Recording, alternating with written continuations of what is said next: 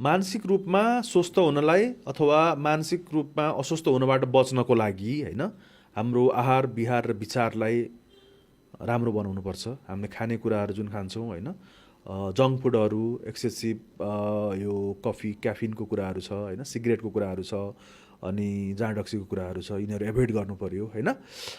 त्यो सँगसँगै regular exercise गर्नु पऱ्यो योगाहरू गर्नु पऱ्यो होइन मेडिटेसनहरू प्र्याक्टिस गर्नु पऱ्यो।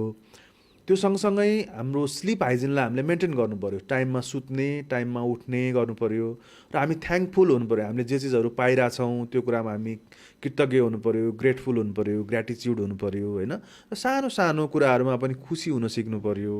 आफूलाई लागेको समस्याहरू सेयर गर्नु पऱ्यो र कुनै समस्या भइहाल्यो भनेपछि मनोचिकित्सकलाई भेट्नको लागि होइन परामर्श लिनको लागि काउन्सिलिङ लिनको लागि हिचकिचाउनु भएन अप्ठ्यारो मान्नु भएन।